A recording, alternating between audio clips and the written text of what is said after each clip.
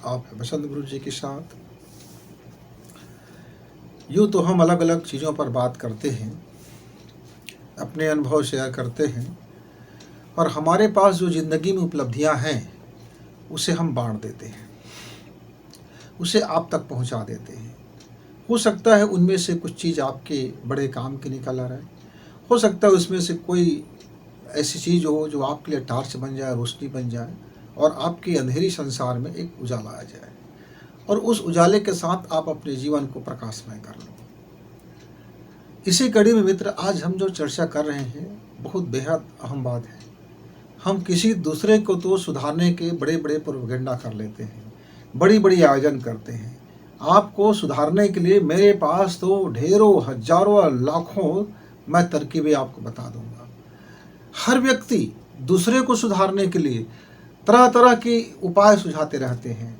जैसे कोई व्यक्ति को नशा है तो नशा छोड़ने के वो लाखों उपाय, हजारों उपाय, तरह तरह की औषधियाँ वो एक व्यक्ति आपको बता देगा। आप बीमार हैं तो दुनिया भर की दवा का लिस्ट आपको एक आदमी बता देगा। आपको परेशानी है, दुख है, तो वो आपको बता देगा कि दुख मत कीजिए, सब ईश्वर पर छोड़ दीजिए। आप हानि हो गए, आपको नुकसान हो गया तो आपको आदमी ढांढस दे के चला जाएगा कि लाभ हानि सब जीवन का हिस्सा है, वगैरह वगैरह। दूसरों के लिए पर उपदेश कुशल बहुतेरे। मित्रों, यह पूरा संसार कि जितने भी आप साहित्य देख लीजिए, पुस्तक को देख लीजिए, धर्मशास्त्र देख लीजिए, उठाइए कहीं से, चाहे वो इंग्लिश साहित्य हो, चाहे जर्मन साहित्य हो, चाहे फ्रांस साहित्य का हो, चाहे आपका चीनी हो, कोई भी फिलासफर देख लीजिए, या बड़े बड़े धार्मिक पुस्तकें देख लीजिए, या महान साहित्यकारों की रचना देख लीजिए, नाटक देख लीजिए, मूवी देख लीजिए, कहीं देख लीजिए, दूसरे को सुधारने के लिए बहुत बड़ी आयोजन की जाती है। लेकिन पूरा दुनिया किससे बदलेगा? पूरी दुनिया को बदल देने की ताकत यदि किसी में है तो वह एक व्यक्ति में है। वो कौन सा व्यक्ति है? वो है हम खुद। पंडित श्री राम शर्मा जी हमसे कहते हैं कि हम बदलेंगे तो दुनिया बदलेगी, हम सुधरेंगे तो दुनिया सुधरेगी। मित्रों, हमारा हथियार और हमारा प्रयोजन आज तक दूसरे को सुधारने में लगा था, लेकिन हम जब खुद की बारी आती है तब वो सारा चीज फैल हो जाता है। इसीलिए तो मुझको दुनिया का सबसे कठिन वर्क लगा खुद को सुधारना।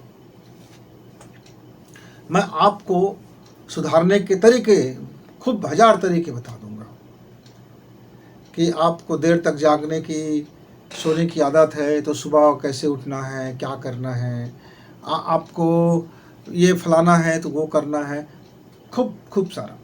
अब डॉक्टर के पास जाइए, कहिए कि मुझे बड़ा दारू पीने का नशा है, चस्का लग गया है, कोई उपाय बता दीजिए। वो आपको एक पर्ची लिख के दे देगा, या दवाई कर लीजिए और आपका नशा छूट जाएगा। और वही नशा के तलब में तड़पता, व्याकुल और नशा की जिंदगी जीता वो खुद डॉक्टर बैठा है। आप ऑफिस में जाइए, बड़े बड़े ऑफिस जाइए, कहेंगे सर यहाँ इतना बड़ा भ्रष्टाचार हो रहा है, जरा देखिए तो चलिए।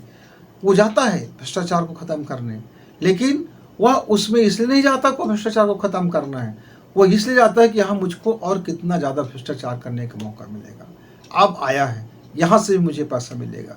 दो मित्र थे, आपस में लड़ गए, दोनों FIR थाने चले गए लिखाने के लिए चले गए। तो FIR लिखाना था, उससे पहले एक व्यक्ति थाना से बाहर निकला और उसको समझाइश दिया, मित्र आप क्या करने आए? बोले कि मैं इसको देख लूँगा। ये कौन है? शत्रु है तुम्हारा? बोले अभी बहुत बड़ा शत्रु है, भयंकर वाला शत्रु है। इसके पहले क्या थे? वे परम दोस्त थे, परम हितैषी मित्र थे। अच्छा, आप दोनों FIR लिखाओगे, दोनों से पैसा ली जाएगी, दोनों को धमकी दी जाएगी, दोनों के ऊपर कार्रवाइयाँ की जाएगी, क्योंकि आप भी लिखाओगे, वो भी लिखाओगे, काउंटर करेगा। और इससे मजा कौन करेगा? वो थर्ड पर्सन मजा करेगा, क्योंकि वो आपके भेद को समझ गया है कि आप अपने को लुटाने के लिए पहुंच गए। दोनों मित्रों को बात समझ में आ गया, दोनों ने अपनी अपनी भूलें सुधारी। कहा कि अरे हम अपनी जिद के कारण लड़ बैठे थे, तो अपनी जिद को क्यों ना छोड़ दें। तो मित्रों, चाहे हमारा एक छोटा सा भाषण बोलने का स्वभाव हो, किसी को जलनखोरी का स्वभाव हो, नशे का स्वभाव हो, वगैरह वगैरह, चाहे किसी को ठगने का स्वभाव हो, अपने मतलब निकालने के लिए किसी को बेवकूफ़ बनाने का स्वभाव हो, दुनिया में तरह तरह की चीज़ें हैं। इस दुनियादारी में जीना है तो आप तरह तरह की चीज़ें करते रहते हैं। मैं एक बार सब्ज़ी लेने गया, तो दुकानदार ने मुझसे कहा कि मैं यह सब्ज़ी आपको घाटे के सौदे दे रहा हूँ। तो मैंने बोला भैया आप सब्ज़ी मत दो मुझको। क्यों? भैया आप घाटे के सौदा में मुझको सब्ज़ी दोगे, आपका दिल दुखेगा कि आपने घाटे में मुझको इस भाव में सब्ज़ी दिया। इससे कम रेट में बगल वाला मुझको सब्ज़ी दे रहा है, यही सब्ज़ी ऐसी ही क्वालिटी, और वो ये कह रहा है कि गुरुजी मैंने इसमें 5% का लाभ कमाया है। तो मैं उससे ले लेता हूँ, वह भी खुश रहेगा कि वह उसने 5% का लाभ कमाया और मुझको भी आपसे कम कीमत में सब्जी मिल गया, या और आपका दिल दुखना भी बच जाएगा, और आपको जितने मूलधन में आप खरीदे हैं उससे ज़्यादा में आप बेचिए। वह दुकानदार को मैंने सब्जी नहीं खरीदा, बगल से खरीद लिया। दूसरे दिन मैं फिर गया। अब वो दुकानदार इस बार यह बोलना बंद कर दिया था कि मैं घाटे के सौदा कर रहा हूँ। क्यों?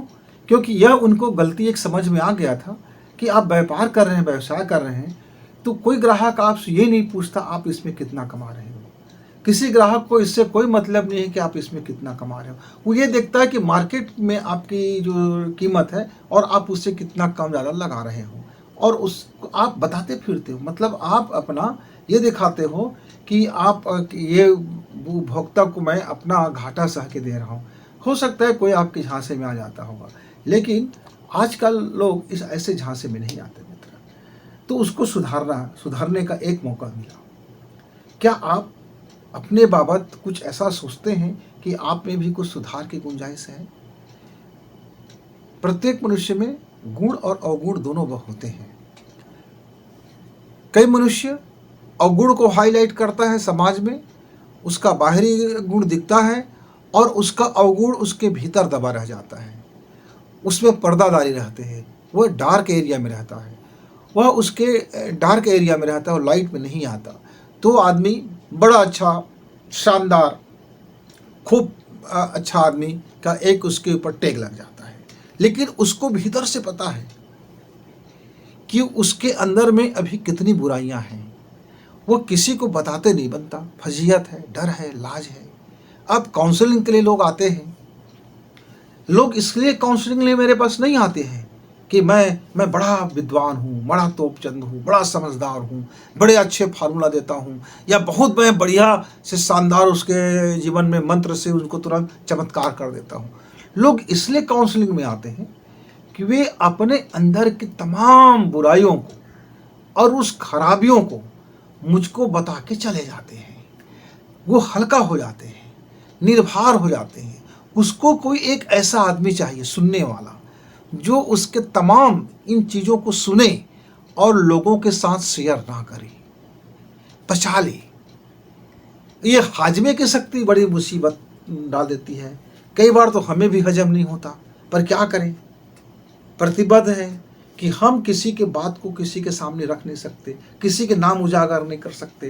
प्राइवेसी होगा उनका भंग, उसकी हमारी प्रामाणिकता खत्म हो जाएगी, विश्वसनीयता खत्म हो जाएगा। वो हम पर ट्रस्ट करते हैं कि वो अपनी बातों को बता करके वे गलती नहीं कर रहे हैं। एक घटना बताता हूँ, पति पत्नी की घटना है। एक दिन पत्नी आई, उनकी पत्नी, और उन्होंने अपने पति के बारे में पहले बताया कि उनका देखो ना 3-3 बाल बच्चे वाले हो गए हैं, उसके बाद भी उनका फलाने से अफेयर चल रहा है, और उनको पूरा का पूरा घर का धन दौलत और सब उनको लुटाते हैं। उनकी खुशी में खुशी है और हमारे लिए नहीं है। अच्छा, तो मैंने पूछा आपका जिससे अफेयर चल रहा है उससे आपका क्या हाल चाल है, वो आपको कितना खुश रखते हैं? अब वो शर्माई सकुचाई, लेकिन बात तो खुल गई थी। तो उन्होंने फिर बताया कि इन्होंने तो हमारे परिवार में बड़े हमको योगदान दिए हैं। जब मेरे बच्चों का लाखों का नुकसान हो गया था, कर्ज में हमारा घर डूब गया था, अब ऐसा लग रहा था कि पूरा घर तबाह हो जाएगा, उस समय इन्होंने हमें पैसे की जुगाड़ करके हमारे परिवार को बचाया था। हम उसके एहसान तले दबे हुए हैं। अच्छा, अब एक दूसरे के पति ने आपका मदद किया, वो भी मुफ्त में मदद किया, तो वो आपका अफेयर अच्छा। अब उसकी पत्नी क्या कहता होगा कि देखो तो मेरा पति कितना लम्पट हो गया है, ये किसी की दूसरे के पत्नी को चाहता है और हमारे घर का संपत्ति लुटाता है। ऐसा तो कहता ही होगा। अब वो बड़े चुप हो गए, हंसी, और उसने कहा कि नहीं नहीं, आप मजाक कर रहे हैं, कुछ तो उपाय बताइए कि हमारा पति ऐसा ना करे। ठीक है, देखते हैं, चर्चा करेंगे आपके पति, ऐसा मैंने बोला। दूसरा दिन उसके पति आए, उसके पति ने भी बताया। अंत में मैंने जब उससे पूछा कि क्या आप अपनी पत्नी की असलियत जानते हैं, तो बोले हाँ। ये बात मुझे कब पता चला, जब हम कर्ज में डूबे हुए थे, मुझे कहीं से राशि नहीं मिल रहा था, लेकिन किसी ने सहयोग किया, उसके एक फोन करने पर सहयोग हो गया 12 घंटे में।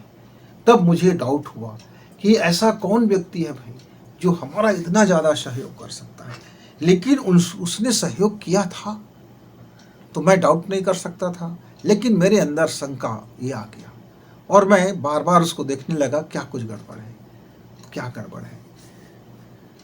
तो फिर मैंने एक दिन घर में बड़ी डांट डपट लगाया, तो वो चले गए, रेल के पटरी में चले गए और फिर वो आत्महत्या करने की कोशिश किया। पता नहीं किसके कहने पर वो घर लौट के आ गए, किसके कहने पर आ गए। तो मैंने उनको बताया कि परसों वो 24 घंटा के लिए घर से लापता थे। बोले हाँ, वे स्टेशन में प्लेटफार्म के इर्द गिर्द घूम रही थी और वो स्टेशन के आसपास घूम रही थी, बड़ी बेचैन थी। उन्होंने मुझको देखा और हम लोगों ने बात किया और वो मेरे साथ साथ मेरे घर आ गए थे, फिर घर चले गए थे, कोई बात नहीं। फिर आपका अपना वाला का क्या हाल चाल है? तूने बताया, क्या बताऊँ, शादी से पहले हम दोनों का मित्रता थी, दोस्ती था और वो दोस्ती आज तक बना हुआ है। तो मैंने बोला एक काम कीजिए, आप उनकी गलती को भी मिट्टी डाल दीजिए, आप अपने गलती को भी मिट्टी पा लीजिए और ज़िंदगी को पुनः चलाइए, सुधार लीजिए अपने आप को।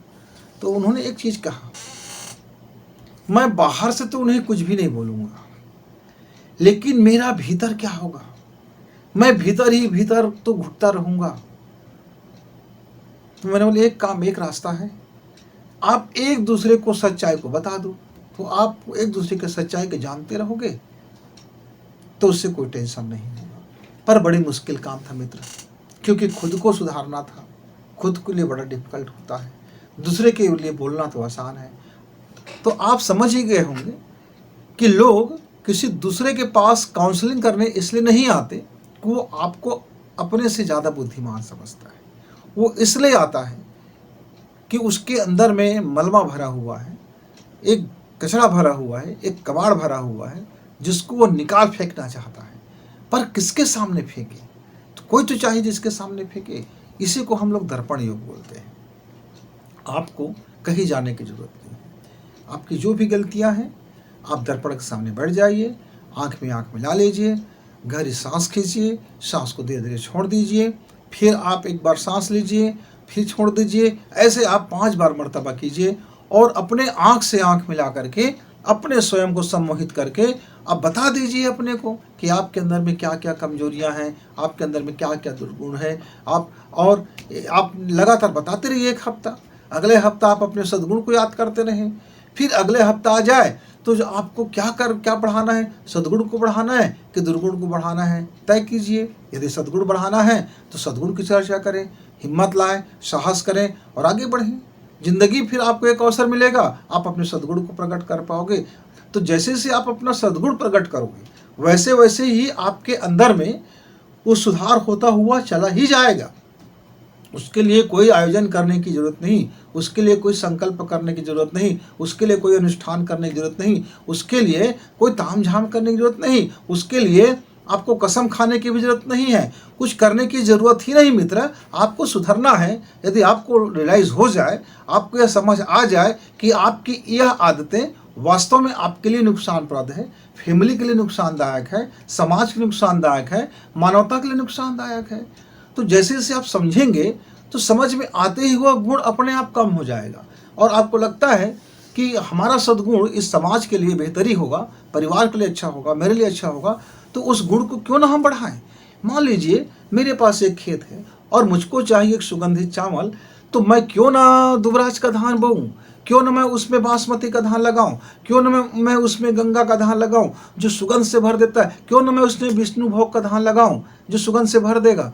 अब मैं अपने खेत में विष्णु भोग नहीं लगाऊंगा, मैं अपने खेत में लगा दूंगा, कोई गुरमटिया है या कोई महमाया है या कोई 64 है या कोई एमआई है, और मैं कल्पना करूंगा कि मेरे खेत में बासमती आ जाए, तो मित्रों ये तो फिर गड़बड़ बात हो गई, फिर खाली पुलाव हो गया।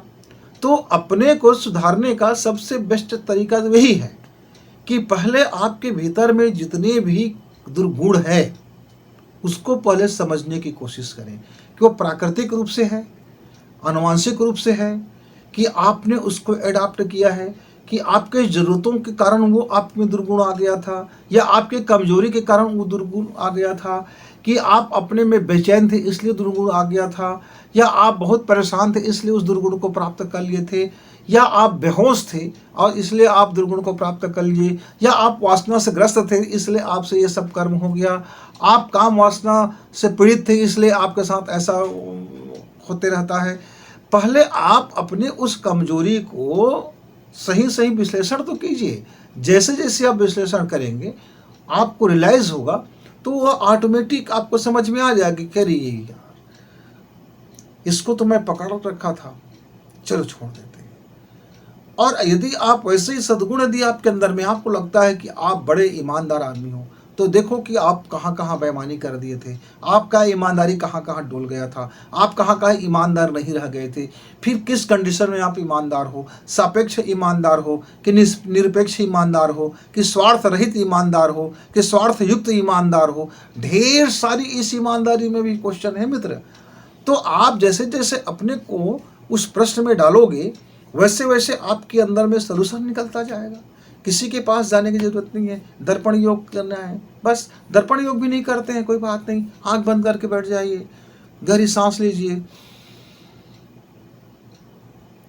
फिर सांस छोड़िए, फिर सांस लीजिए। इस तरह से आप 10-15 मिनट तक गहरी सांस लीजिए, छोड़िए, लीजिए, छोड़िए, और खुद से आप बात कर लीजिए। फिर कि आप देख लीजिए कि आपके पास भाई एक डायरी है, उसमें क्या क्या क्या चीज़ें हैं, बचपना में क्या आपके साथ कैसे थे ना, मैं ये फलाना हूँ, ढिकाना हूँ, अमका हूँ, ढिमका हूँ, इसके कारण उसके कारण ऐसा मत सोचना। है तो है, चाहे कारण कुछ भी हो।